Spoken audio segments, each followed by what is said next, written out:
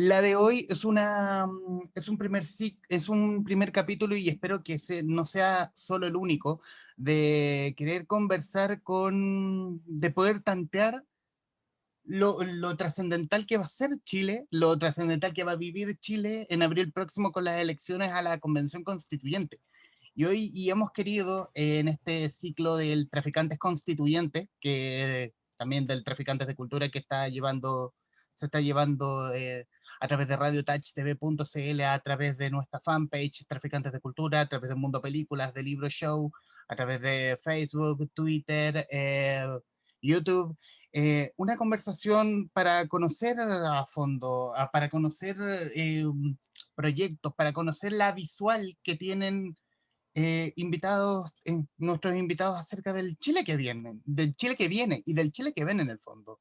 Y para hoy, y ha sido una absoluta y grata sorpresa que nos haya dicho que sí, estamos con Gonzalo Bacigalupe, psicólogo y salubrista, profesor universitario e investigador, además de candidato a la Convención Constitucional por el Distrito 9, que esta corresponde a Cerro Navia, Conchalí, Huechuraba, Independencia, Lo Prado, Quinta Normal, Recoleta y Renca. Gonzalo, bienvenido, bueno, nuevamente, como te lo dije en off, muchísimas gracias por aceptar esta invitación a querer conversar de la candidatura, conversar un poco de actualidad, conversar del país en el fondo. Perfecto, genial. Muchas gracias por la invitación.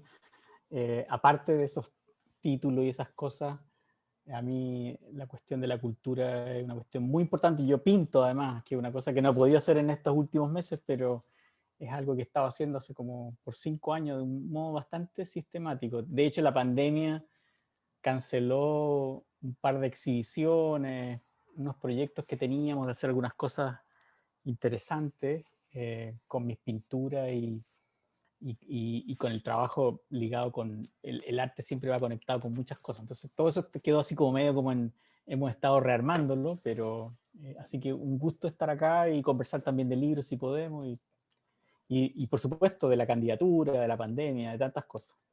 Hablemos de pinturas, ya que lo pones en la mesa. Esas pinturas de atrás me dijiste que que Sí, son de tu son, creación. ¿Cómo llegas a son la mías, sí. pintura? Mira, hay una, espera, te la voy a ir a buscar. Sí, por supuesto, por supuesto.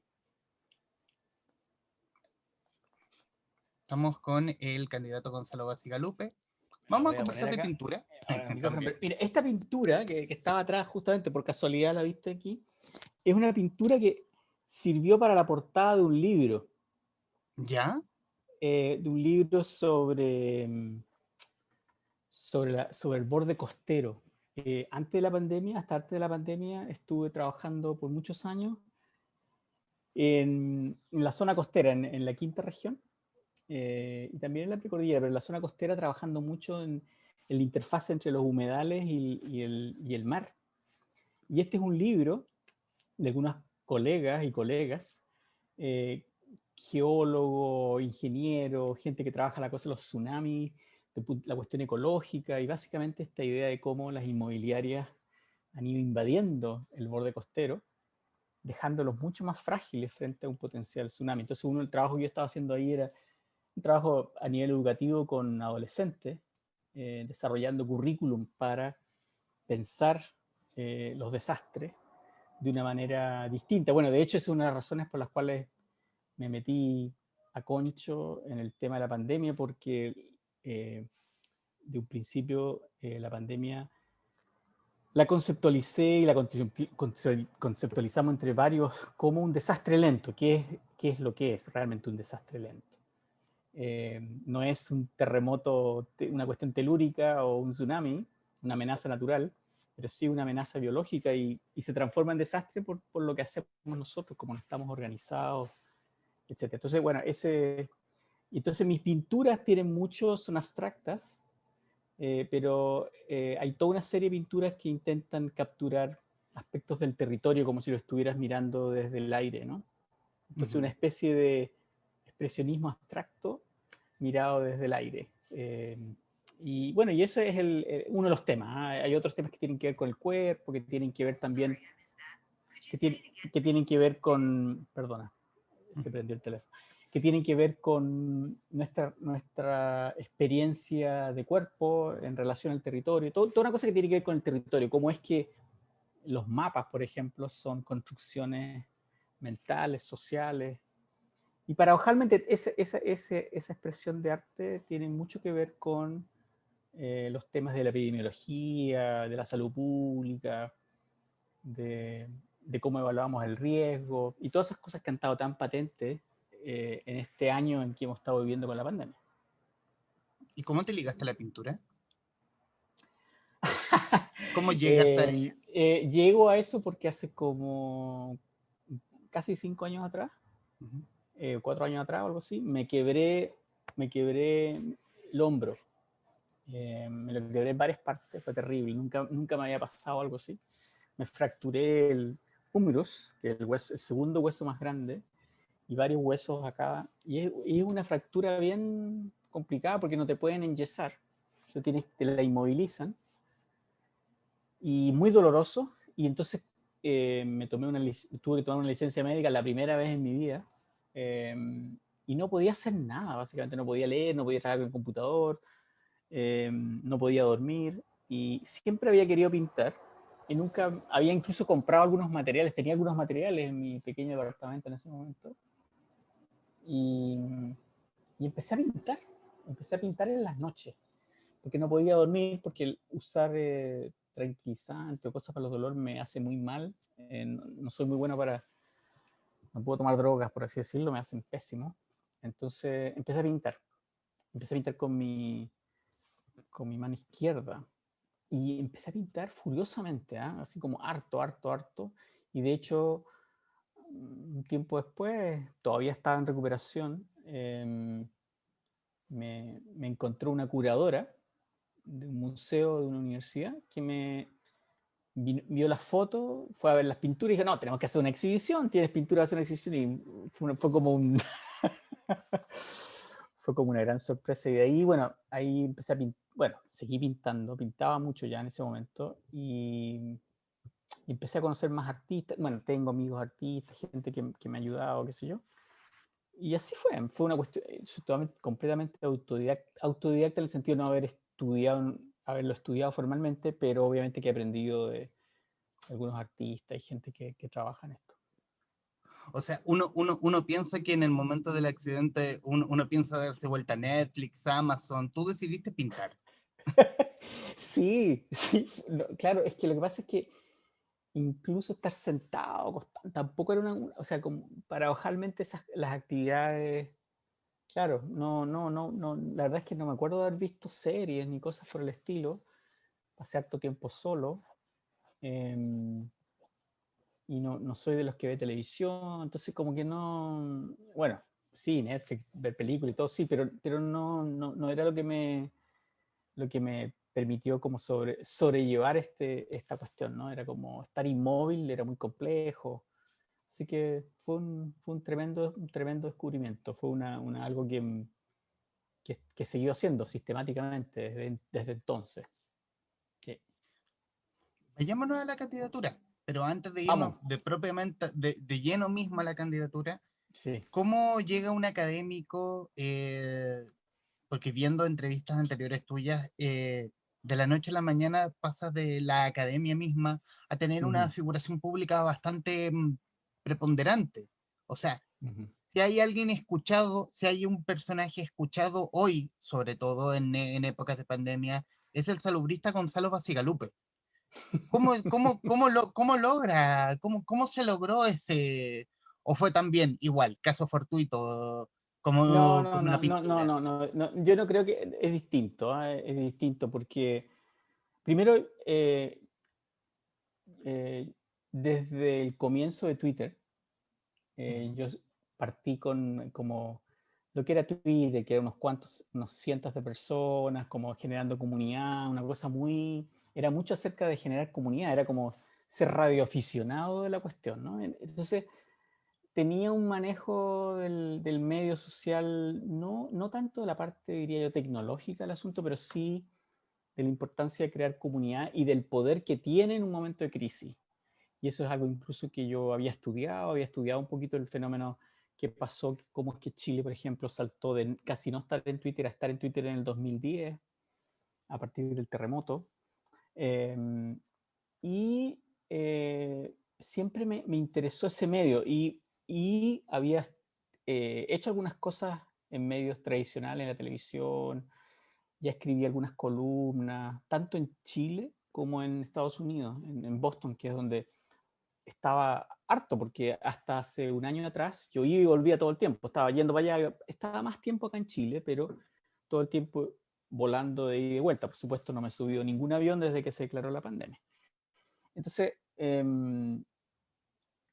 tenía un cierto manejo, pero como una manera para mí, como una manera de diseminar algunas ideas, tener conversaciones. He conocido gente muy interesante de todo tipo, a través de Twitter en particular, más que nada, porque los otros medios los uso, pero muy poco, no son como no es que me sienta muy cómodo. Y para mí Twitter es una especie de diario, o sea, es donde anoto mis ideas y de hecho empiezo a escribir cosas, la gente reacciona y pum, se me ocurre una columna o se me ocurre un artículo, una idea. Es para mí una conversación, es como... Y en cuarentena, ¿para qué decir? O sea, mucho más, ¿no? O sea, la posibilidad que no tienes de encontrarte a tomarte un café o estar en una sala de clase, o etcétera. Entonces, esta escritura breve, además, eh, permite como generar toda una serie de comunicaciones. Y yo creo que eh, eh, la verdad es que a partir de un par de columnas en marzo y una entrevista que me hicieron en marzo, creo que fue en el diario La Segunda, donde básicamente lo que planteé en ese momento, hace casi un año, es lo que básicamente ha sucedido, ¿no? Sobre todo lo que es lo que tiene que ver con el manejo de la pandemia desde la perspectiva de las autoridades y básicamente lo mal que lo han hecho, ¿no? Eh, y entonces, en ese proceso, conocer un montón, una red de gente de biología, de la física, de las ingenierías, de las comunicaciones, de la literatura, gente que le interesa el tema, que quería aportar, y se fue armando este grupo, el grupo Los 40, eh, el cual todavía en cierta medida nos ayudamos mucho, nos apoyamos mucho, a pesar de que la idea original, que era como llamar la atención de la autoridad a través de una carta y a través de una entrevista con el ministro, el nuevo ministro, que el anterior nunca se quiso reunir con nosotros, por supuesto. Siempre con el objetivo de pensar cómo logramos contener el contagio. Básicamente toda la cosa es la prevención. Obviamente no nos hicieron mucho caso, pero sí se hicieron sí, muchas de las recomendaciones que nosotros hicimos muy inicialmente en abril, mayo, son muchas de las que supuestamente deberían estar siendo implementadas. Pero que bueno, no necesariamente se implementan, como por ejemplo la trazabilidad, el fomentar los recursos para la atención primaria, el hacerle caso a las organizaciones más locales o regionales para tomar decisiones que se adapten a esa región y a esa localidad, y todo hacerlo de modo anticipado, con mucha transparencia, comunicarle a la gente, a la ciudadanía, al pueblo, lo que necesita, todo lo que se conozca, incluidas las dudas que existan, porque en una situación de tanta incertidumbre, de tanta locura, por así decirlo, es tan importante eso. Entonces, bueno, pero volviendo, la verdad es que nunca, muchos de nosotros pensamos que íbamos a transformar en una especie de vocería alternativa frente al gobierno. Y de hecho yo creé un hashtag que se llama la vocería, que en el Twitter, que sobre todo en algún momento era como la manera de ir respondiendo a las distorsiones, sobre todo de los datos, eh, que fueron muy evidentes con la investigación de Alejandra Matus, ¿no? Cuando por esta cosa de que escondían los fallecidos. Y que todavía lo hacen, ¿eh? Entre paréntesis, todavía lo hacen, nos informan 18.500 y son y son 24.500. Siempre hay un desfase de alrededor de un 25% que no se informa, que no se dice, que no existe, ¿no? Mira, la candidatura, la verdad es que en algún momento se planteó, me lo planteaban, bueno, vas a ser candidato, cuando se anunció ya que iban a haber elecciones. Sí, a ser candidato. Y la verdad es que siempre dije que no era algo que estuviera como considerando, porque yo pensaba que hay muchas personas que sí tienen la experiencia o tienen la posibilidad de serlo y que yo igual iba a poder contribuir desde mi rol como académico, como investigador, como diseminador, como comunicador. Y la verdad es que mantuve esa posibilidad. En algún momento se abrió la posibilidad de que yo fuera candidato y planteé que no, estaba como en la duda y realmente hasta me integré a una cuestión, a un grupo que se llama la Comunidad por la Dignidad, que es un grupo independiente, pero con un claro propósito antineoliberal, con una propuesta antifeminista, con un claro enfoque en la cuestión de los derechos humanos, que incluye el que los presos políticos de la revuelta sean liberados. Una serie de ideas y valores que para nosotros son muy importantes. Un estado, la idea de un Estado solidario, con derechos sociales, etc. En esa comunidad yo empecé a participar y me hice parte del comité ejecutivo, que fue una cosa como rara, pero que en realidad a mí me parecía natural, era una manera de hacer un aporte. Y la idea del comité ejecutivo y de la comunidad como tal era que pudieran participar la mayor cantidad de independientes dentro de coaliciones de partido o coaliciones independientes. Y trabajamos por eso. Nosotros siempre dijimos que no íbamos a hacer una lista porque decidimos, no, la mayor probabilidad de que un independiente salga elegido, de que tengamos una bancada independiente progresista en la convención, es que estos independientes sean una especie de caballo de Troya dentro de las coaliciones del partido. Y así fue como tenemos, la mayor parte de nuestros candidatos están en la lista de Apruebo Dignidad, la lista de Chile Digno más el Frente Amplio, como independientes, y hay algunos también en la lista de lo que es la unidad constituyente, la desconcertación, y también hay otros que están de modo independiente, que tienen su propia lista. De hecho, Mauricio Daza en Magallanes tiene su propia lista. Entonces, algunos candidatos consiguieron firmas, otros no. Otros, por ejemplo, yo no hice recolección de firmas, porque nunca iba a ir como candidato, pero cuando empezamos las negociaciones con los partidos para incorporar independientes, por lo menos un 50% de independientes en las listas, básicamente nos preguntaron a a 3 personas del comité ejecutivo, que por qué no íbamos, siendo que éramos los que teníamos más reconocimiento en los medios, bla, bla. Y lo que dijimos es, bueno, sí, puede ser, somos candidatos, pero nos traen a más candidatos, algunos candidatos incluso que son desconocidos, porque es importante que tengamos una diversidad lo más grande posible, etc. Y eso fue. Y ahí yo acepté un poco poniéndome a disposición. Yo me puse a disposición de la coalición y dije, ok, me pongo a disposición, pero también me bajo en cualquier momento. O sea, siempre mi disposición fue, me pongo a disposición del grupo porque yo igual voy a estar envuelto, sea elegido, sea no elegido, sea candidato, yo voy a estar envuelto en esto de la convención de alguna manera o de la otra, porque yo espero que nadie se puede marginar de este proceso que viene. De hecho, hablando de la candidatura misma, una de las cosas importantes para mí es que los que sean elegidos, ojalá sea elegido yo, o la verdad es que varias personas de la lista yo les he dicho, incluso Aide, que es mi dupla, parte de mi dupla dentro de la coalición, le dije, ojalá tú ganes. Y en el fondo, si ella gana, yo la voy a apoyar y voy a estar ahí en el palacio donde va a ser esta convención, diciéndole las cosas que a mí me importan, y viceversa. Yo espero que las otras personas ahorita me hagan rendir cuentas a mí de las cosas que son importantes, ¿no? Que todos hemos dicho que son importantes. Un Estado plurinacional, un Estado solidario, un acento en los derechos sociales, los derechos humanos, una relación completamente distinta con la naturaleza, como principios fundamentales.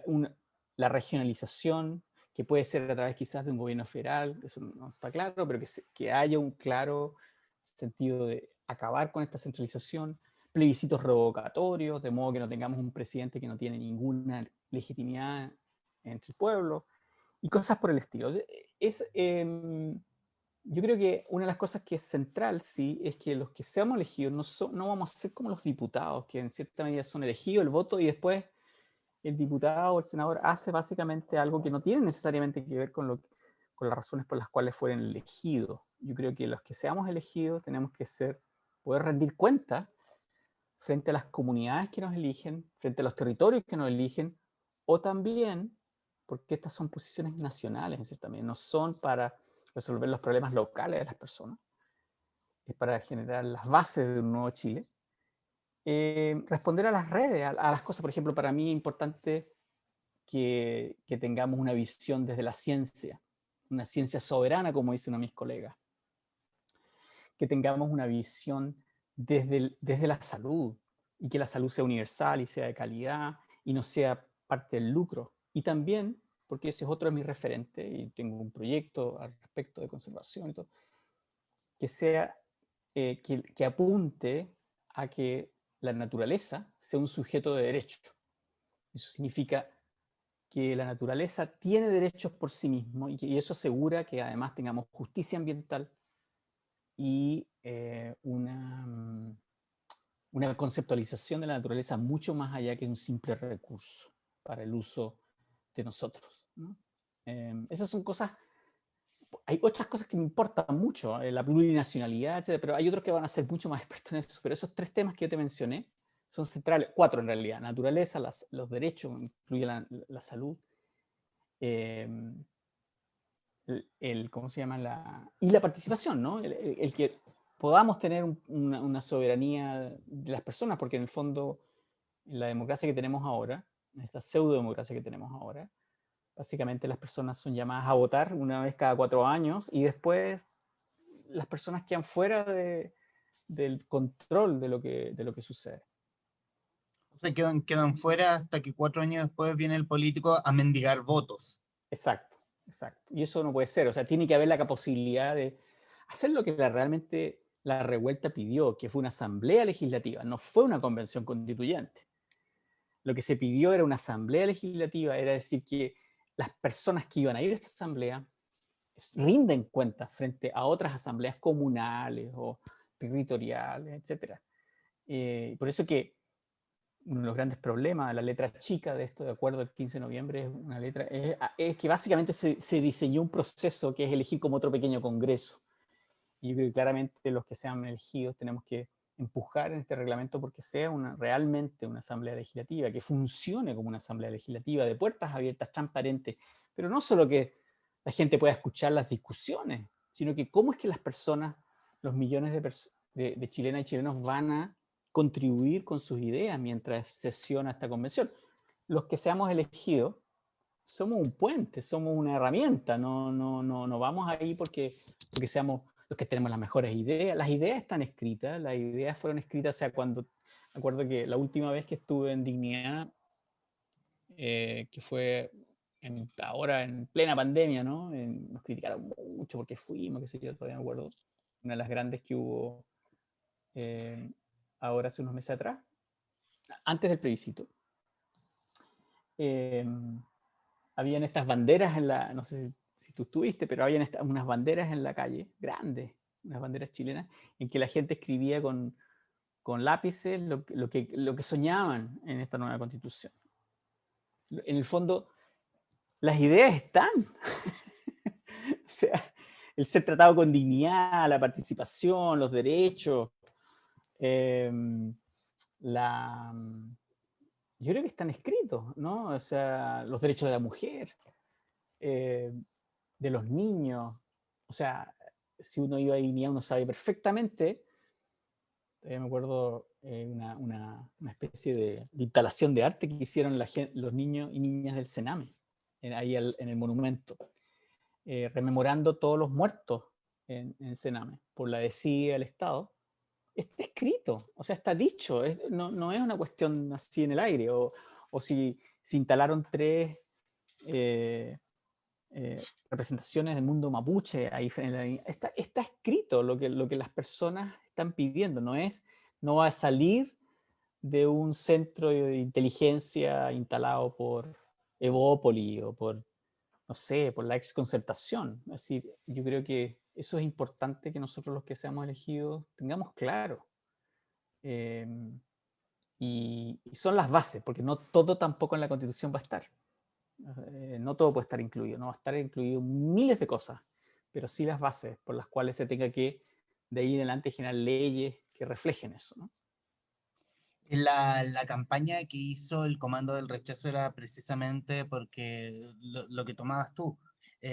Uno tiene claro de que no va a ser la gran solución el cambio de constitución, pero sí la llave, pero sí la Sí, puerta para algo importante. sí, Y te sí, lo vendían de esa forma. Ah, pero si cambiamos la constitución no va a pasar nada. No, viejo, no va a pasar. Claro, probablemente no pase nada, pero va a ser el cambio para que pase algo. Para sí, que sea, que sea la piedra donde se forme el nuevo Chile en el fondo. claro, claro. Mira, una de las cosas que a mí, fíjate que, una cosa que a mí me,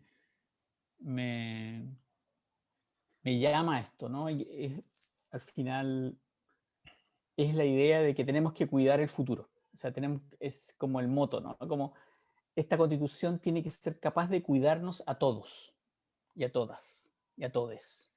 No puede ser diseñada la estructura de poder, porque la constitución es eso, ¿no? Es cómo se distribuye el poder, simplemente para beneficiar a algunos, ¿no? No puede ser que estemos atrapados por algunas compañías, por ejemplo, lo que pasó este fin de semana. Lo que pasó este fin de semana con la del agua. Esto pasa todo el tiempo, ¿no? Entonces, para eso tenemos que realmente, esta pandemia es una crisis de los cuidados de las personas, de las comunidades, de los territorios, de la naturaleza. Urge entonces cuidar el futuro. Entonces tenemos que crear una constitución que nos cuide, que genere las bases para eso. No todo. Obviamente se escribe la constitución y no se resolvió nada, ¿no? Esto hay que implementarlo, porque en el fondo no es que se resuelva todo escribiendo la constitución. Esto es un proceso, una década, vamos a demorarnos en esto, en que generemos no solo las bases, pero después cómo se hace, ¿no? Eh, y en el fondo tenemos que además escribir una constitución, el proceso es tan importante como el resultado. Esto es muy importante. No es solo el papel ese, pero sino que cómo se escribe ese papel. Es decir, nadie puede quedar fuera. No puede haber gente que sobre, por así decirlo, ¿no? Entonces, una de las cosas que para mí ha sido relevante en términos del todo este trabajo voluntario que he hecho todo este año con lo de la pandemia, pero que no es disimilar de cosas que hacía antes también, quizás no con tanta visibilidad, pero es cómo traemos dignidad al discurso. O sea, no podemos seguir continuar siendo dominados por esta suerte de cultura de retail de la política. Por ejemplo, parte un ejemplo, la pandemia. En vez de enfatizar, por ejemplo, en qué medida las vacunas nos pueden beneficiar, que sí nos van a beneficiar, salvan vidas, las vacunas salvan vidas. Lo que se enfatiza es el avión que llega con las vacunas, el discurso en el aeropuerto, toda esta cosa como de retail, como este mercadeo de la vacuna, como si fuera el último jeans que llegó a Falabella. O sea, Eh, perdón, Gonzalo. A mí me causó mucha. Es muy jocosa esa escena, porque en el fondo no sé si estamos recibiendo las vacunas o la selección chilena después de ganar la Copa América. sí, exacto. Exacto. O sea, este es un bien común, ¿cachai? ¿No? Porque estas vacunas se compran con los recursos de todos nosotros. No son gratis las vacunas. Las vacunas están siendo compradas con los recursos de todos nosotros, con los impuestos que pagamos, con el esfuerzo que tenemos, con los recursos naturales que tenemos, con los recursos de todos. Entonces, aquí falta como una suerte de pensar en el bien común. De hecho, estado leyendo mucho acerca de esta idea de los bienes comunes, ¿no? Porque la derecha tiende a hablar de la tragedia de los comunes, cuando en realidad hay mucho más de optimismo y posibilidad en la idea de los bienes comunes. Y, y también, y aquí debo decir algo, y aquí me diferencio a veces un poco de esta mente un poco desarrollista, ¿no? Esta es la gente que, incluso progresista, ¿no? Economistas progresistas, el desarrollo, la extracción, producir más, tener un per cápita mayor. Y no pensar que a lo mejor tenemos que tener menos, pero distribuirlo mejor, ¿no? O sea, este es un país, por ejemplo, que a lo mejor tiene demasiados autos particulares. No hace sentido. Los países desarrollados tienen buenos trenes, tienen buen sistema de transporte público dentro de las ciudades y entre ciudades, tienen buenos lugares donde las personas puedan caminar, andar en bicicleta y todo tipo de alternativas que simplemente acá no se exploran porque acá lo que termina importando es más calles para que puedan haber más vehículos, ¿no? Que es interminable, es un ciclo interminable, ¿no? Entonces, hay cuestiones que vamos a tener que realmente repensar, porque además la pandemia, entre paréntesis, es solamente la antesala a todo lo que nos trae la crisis climática. Vuelvo a la cosa de la relación con la naturaleza. Esto que estamos viviendo ahora con la pandemia se va a repetir y va a ser más intenso y más frecuente si es que no enfrentamos la crisis climática con así como seriamente. Ahora, y ese es un problema, como la pandemia es global, pero nuestro país tienen que ser responsables frente a ello. O sea, nosotros no podemos seguir en esta carrera por consumir más, por extraer más, por contaminar más. Esto no puede continuar. Eso tiene que cambiar, ¿no? Estamos con Bien. Gonzalo Bacigalupe, psicólogo y salubrista, candidato a la Convención Constitucional por el Distrito 9, correspondiente a Cerro Navia, Conchalí, Huechuraba, Independencia, Lo Prado, Quinta Normal, Recoleta y Renca, por la coalición Apruebo Dignidad. Quiero irme Y al Huechuraba, tema... no lo mencionaste, Huechuraba. ¿Huechuraba? Ah, me pasó Huechuraba. Bueno, Huechuraba Sí, también. sí, sí, sí. Mencionabas hace algunos minutos el tema del agua, precisamente por lo que pasó el fin de semana. Eh, se ha discutido, se discutió en el Senado, en el fondo ¿es el bien, es el agua un bien de uso público? O sea, un bien que Absolutamente. deberíamos estar absolutamente, que debiera estar protegido con todas las de la ley en la nueva Absolutamente. constitución respecto de empresas extranjeras que no han sabido hacer su pega y que y que nos han tenido la incertidumbre de si nos cortan el agua o no, y que aparentemente no nos van a cortar el agua, Exacto. según una alerta que vi. ¿Debiera estar dentro de las posibilidades de conversar en la nueva constitución? Absolutamente. Y bueno, y fantástico que esté Mundaca en, en la región, en Valparaíso, creo que el Distrito 7, y que estoy seguro que va a ser elegido, porque ha sido el representante fundamental y le ha dado la lucha ahí en la calle, día a día, eh, junto a su organización, Almodatima. Y claramente el agua el agua, bueno, esto se viene siendo hace décadas. Las guerras por el agua van a ser más importantes que las guerras por el petróleo, ¿no? Las guerras por el petróleo fueron lo que fundamentó el siglo XX. Este siglo, la guerra por el agua es central, es lo que sucede en el trópico, sucede en todas partes, ¿no? Y el agua es vida y el agua fue apropiada por la oligarquía nuevamente. O sea, la riqueza estas riquezas naturales son apropiadas y se transformaron en un bien privado.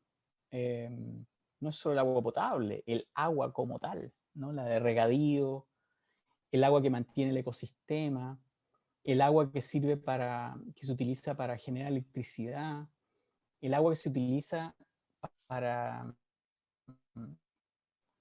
en las actividades de la agroindustria y también en la minería, etcétera, etcétera. Así, básicamente el agua que se vierte entre paréntesis, con contaminantes, eh, y que es parte de toda esta ecología. Entonces, el agua no es solo si es privada o es pública, que es obvio que es pública, ¿no es cierto? Sino que cómo se va a racionalizar su uso, ¿no? Podemos, por ejemplo, en la zona central, en las zonas norte, incluso en algunas zonas centro-sur, todavía pensar que es bueno tener pasto, este pasto inglés que te da como este pedacito de pasto, ¿no? ¿Hace sentido? ¿Hace sentido continuar con ciertos usos del agua potable para regar, entre paréntesis, en la ciudad? Una cosa inverosímil.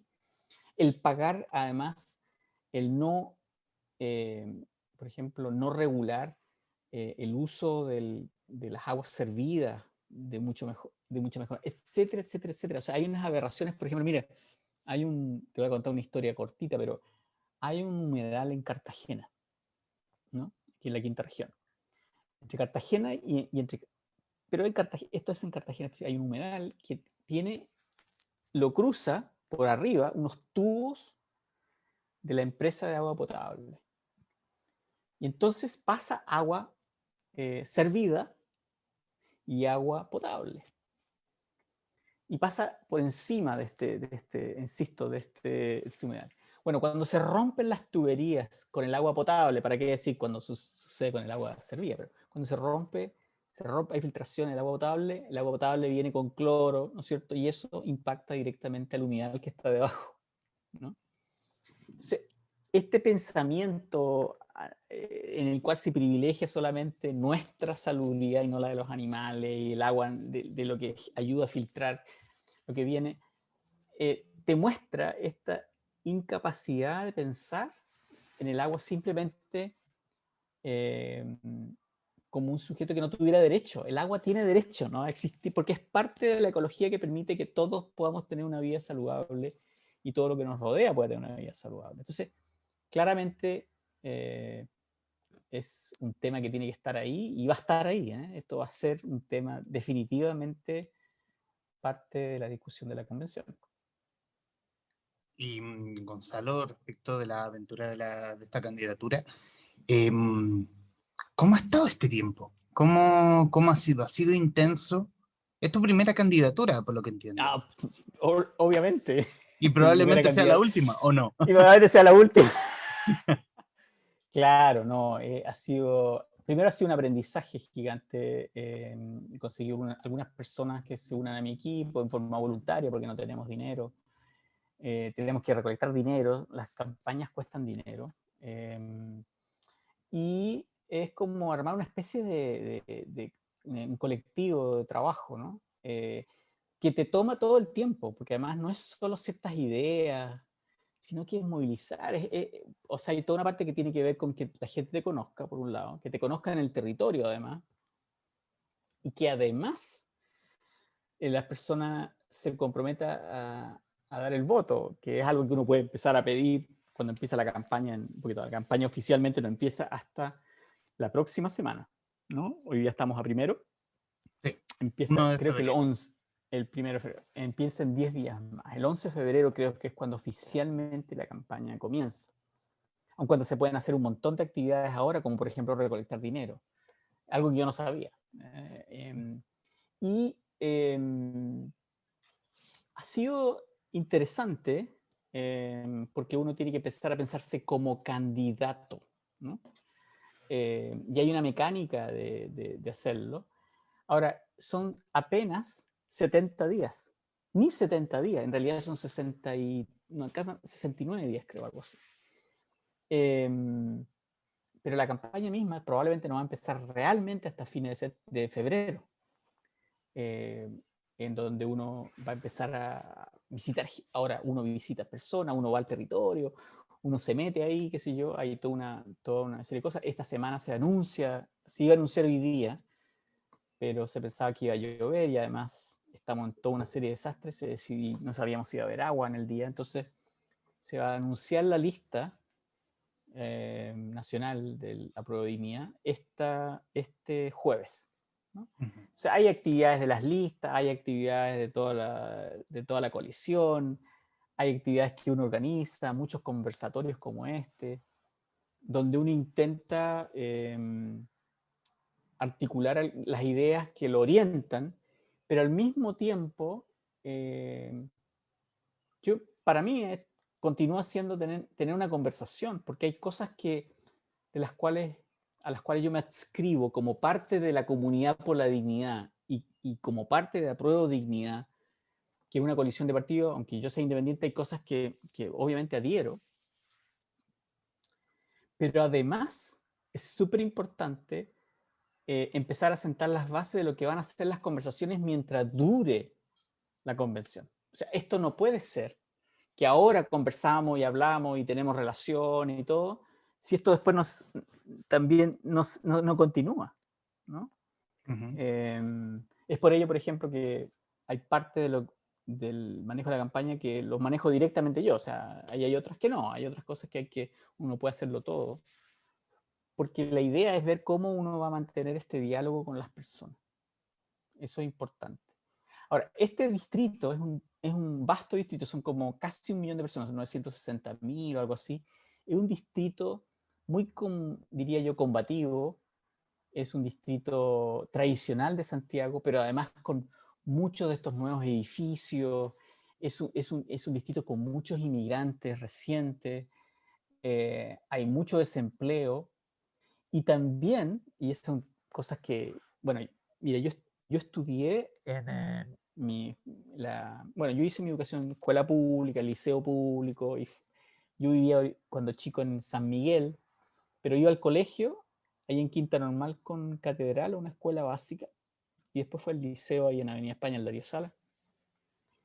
Y cuando, para mí el distrito incluye Quinta Normal, entre paréntesis, que está ahí mismo, y después hice mi práctica ahí en Independencia, en el hospital psiquiátrico. Y bueno, tengo un conocimiento, diría yo, hice un trabajo en lugares como en La Pincoya, en la época universitaria, pero esto ha cambiado mucho, muchísimo, muchísimo, muchísimo. Se ha expandido mucho.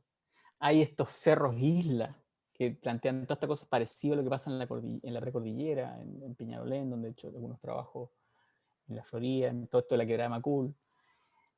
Hay esta relación fuerte con esta, que pudiera ser muy buena, digamos, porque tienen, entre comillas, estos cerros, islas, esta cosa precordillerana a su vez. Entonces, es un distrito sumamente rico. Tiene municipalidades emblemáticas, con algunos alcaldes muy progresistas que han hecho cosas muy interesantes, no solo de Recoleta, con Jadue, sino que hay otros que están... entonces, es desde un punto de vista de participación muy interesante. Y el cual también tengo que aprender mucho, porque hay partes que yo no las conozco. Y eso va a ser parte de esta interacción, de esta campaña, que bueno, vamos a ver qué pasa, ¿no? Yo tengo, además, mis compañeros de lista de probabilidad son gente muy, muy, muy interesante. Está, por ejemplo, Luz Vidal, que es la dirigente de las empleadas particulares, está el dirigente de los trabajadores del metro, está Aide Overwriter, que es una tremenda, que es parte de mi dupla, que es una tremenda activista de los derechos humanos, Tamayea, que también trabaja en el mundo LGTB, del mundo LGBT, etcétera, etcétera, etcétera. Hay una riqueza muy, muy, muy grande. A mí me gusta mucho la lista, porque en esta elección uno vota por lista, en el fondo, a pesar de que votas por individuo, votas por lista. Y entonces me siento muy como orgulloso de la lista a la cual yo pertenezco en el Distrito 9. Y eso me pone muy contento. O sea, no se ve una cosa de competencia, en el fondo sales tú bien, sale Aideo de Brecht Por supuesto, o por de Reuter, supuesto. perdón, bien, Sí, o Luz Reuters, Vidal, sí. bien. Perfecto, me Es una parece cosa genial. absolutamente solidaria Está dentro de la Bárbara, que es una conversación. abogada de la UFM, de la abogada feministas, por ejemplo. O Bárbara sea, Sepúlveda. gente, Exacto. Gente, todos personas extraordinariamente, Eric, que es el dirigente de la cuestión del metro, toda gente súper importante en el sentido de que han hecho aportes, que tienen una voz, que perfectamente van a poder hacer cuestiones muy importantes en la convención. Sí. Em, Gonzalo, y en los minutos, aprovechando obviamente tomándonos un poco de la contingencia y de la actualidad, para quienes van a ver este programa, hoy es lunes 1 de febrero, Sí. pero tomar lo que ha asegurado tanto el ministro Enrique París respecto de cómo ha manejado Chile la pandemia, porque él se ha jactado de decir que ha sido reconocido internacionalmente porque Chile ha sido el país mejor preparado respecto a la pandemia. ¿Crees que ha sido así? No.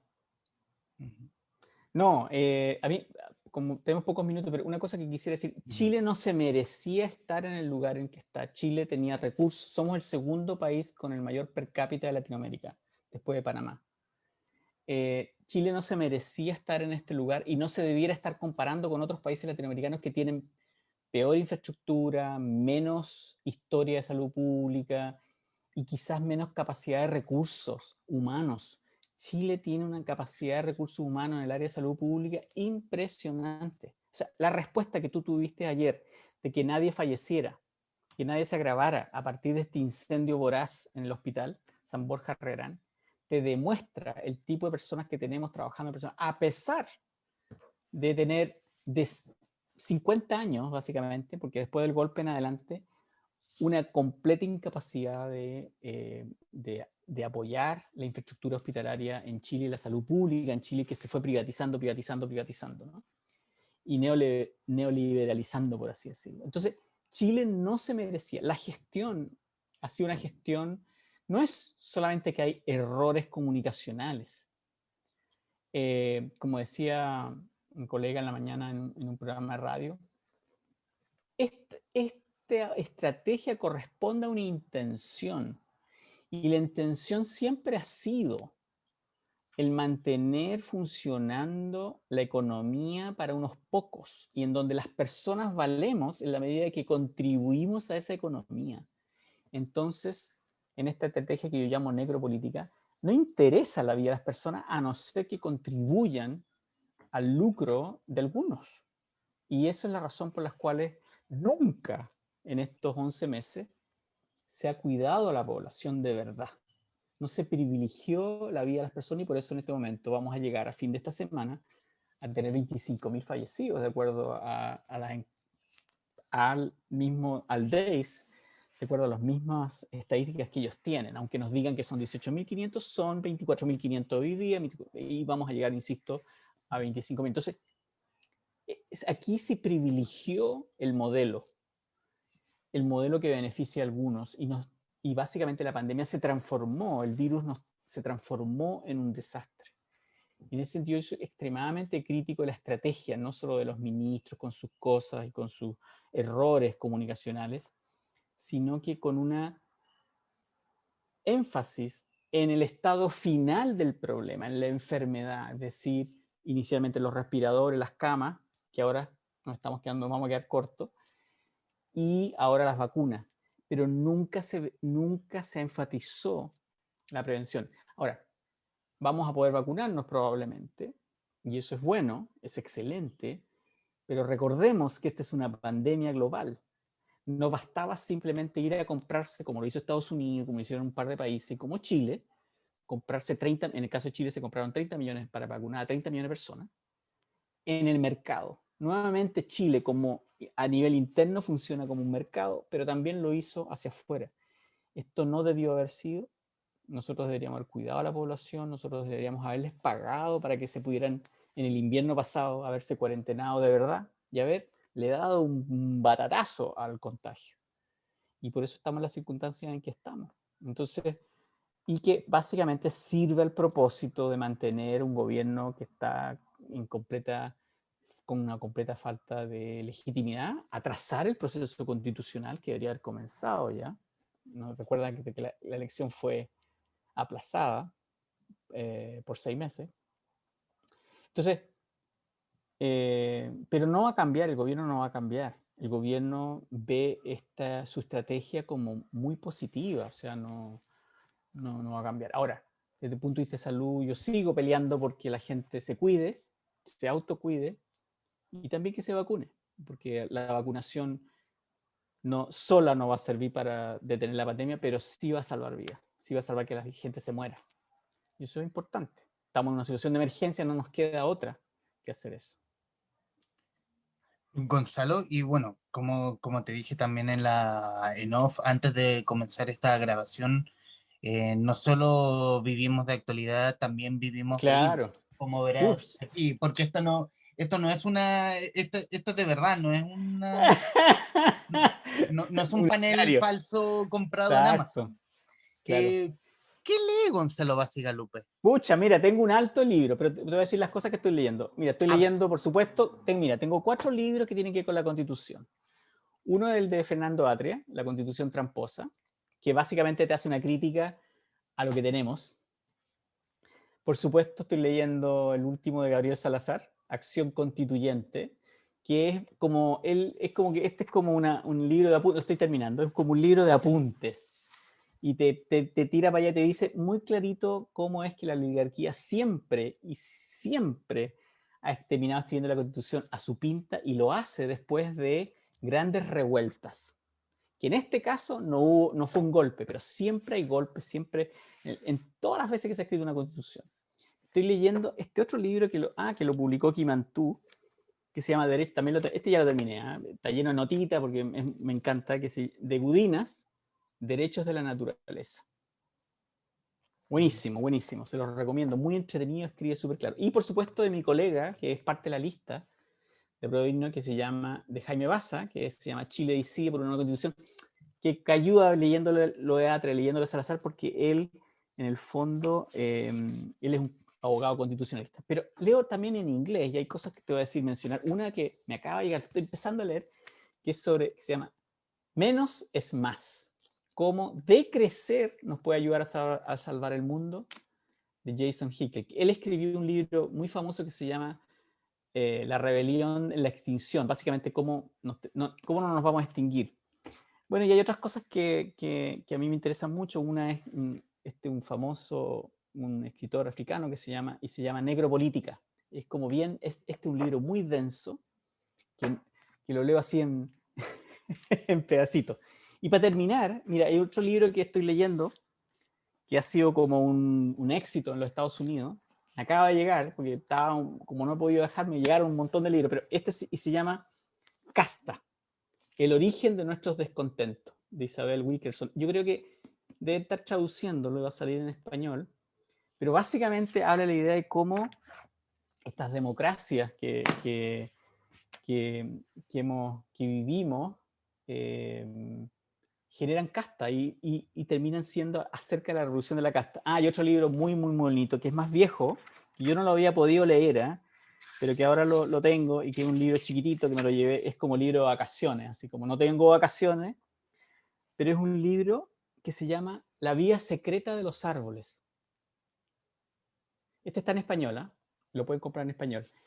Es un libro hace como unos 6 años atrás, y básicamente lo que dice este autor es que los libros sienten, los libros funcionan como un colectivo, perdón, los libros, los árboles funcionan como un colectivo, y lo importante de entender que los bosques no son simplemente una plantación como las que tenemos en el sur, no son simplemente un recurso, sino que realmente lo que vemos de los bosques es simplemente un pedacito, pero que lo que ocurre también aquí debajo, hay un artista del Magallanes que habla sobre eso, se comunican, y se comunican no solo entre ellos y se apoyan entre ellos, sino que además se comunican con aquellos que interactúan, los animales, otras plantas y los humanos.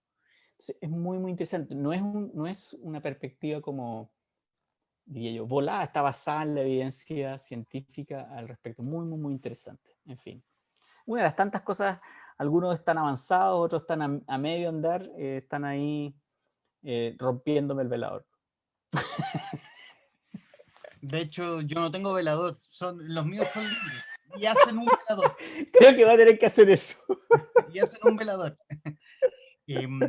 Gonzalo, y bueno, para quienes nos verán a futuro, nos escucharán, ¿qué le puedes decir a la gente respecto de lo que se viene, del 11 de abril, de la elección de convencionales? Sí. Mira, ¿Por qué lo que deben puedo decir... votar por Gonzalo Bacigalupe? Ah, ¿por qué deben votar por mí? Ujú. Bueno, mira, primero la gente me piensa que soy mucho más joven, ¿eh? Pero yo tenía 15 años cuando fue el golpe militar. Y, y en ese momento uno se podía ir completamente desarmado, nos desarmamos realmente porque nos cambió la vida completamente. Y nos tomó 15 años salir de esa oscuridad, porque fue oscuro, fue terrible. Y nada, los procesos políticos son largos. Es decir, la elección del 11 de abril es una elección, es un paso, es un elemento, no se va a resolver todo en ese momento, es un paso, es una semilla, es algo que ojalá nos ayude a, por primera vez, escribir una constitución desde las personas, desde las comunidades, desde el pueblo. La gente dice la gente, el pueblo, reclamar eso, ¿no? Pero eso no es fácil, eso no va a dejar contento a nadie, pero eso no significa simplemente, como le dice la derecha, como lo plantean algunas de la derecha, no vamos a poder hacer, tenemos que poder construir una constitución, y en ese sentido estoy totalmente de desacuerdo con este señor Carlos Peña. Yo creo que el sueño tenemos que construirlo, y nos va a tomar, y no va a ser fácil. Cuando, no sé qué, cuando critican tanto la idea de rodear la convención, para mí, significa que todos debemos estar atentos a lo que pasa en la convención. No significa ir a tirar bombas Molotov al palacio, sino que participar del proceso de la generación de ideas, de empujar por ideas que nos ayuden a construir un país distinto. No podemos hacer una constitución que esté nuevamente basada solamente en proteger la propiedad privada, que es lo que es, y la propiedad privada de algunos. No puede ser. Tenemos que crear una constitución que nos sirva para generar bienes comunes, para que podamos ser más felices todos, ¿no? Para que podamos hacer honor un poco a esta idea de abrir las alamedas para todos, para que la violencia no sea la que nos oriente. Entonces, yo diría, este es un proceso largo, pero eso no significa que porque sea largo no debemos hacerlo. No es un proceso perfecto, pero eso no significa que uno no trate de seguir haciéndolo. Y va a requerir van a pasar muchas cosas.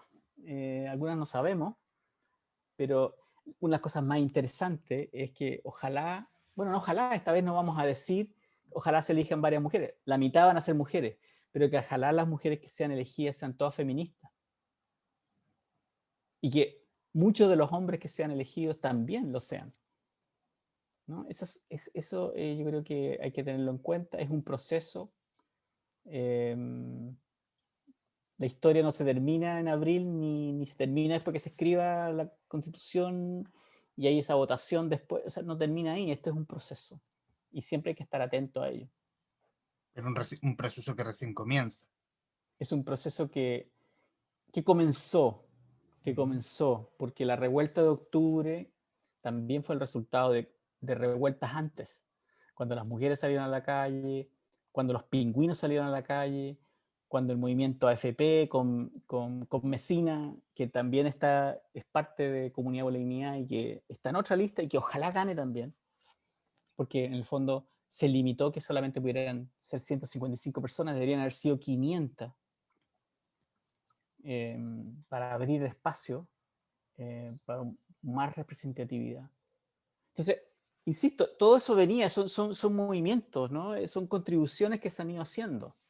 Eh, los movimientos de las agrupaciones de derechos humanos, desde siempre han estado ahí en la calle, no se inventaron hace un año y medio, ¿no? Todo eso tiene que tener, va a seguir siendo parte de este proceso. Gonzalo Bacigalupe, candidato a la Convención Constitucional por el Distrito 9, en conversación con la guarida de los traficantes de cultura. Gonzalo, muchísimas gracias. A ti. Muchas gracias por la invitación.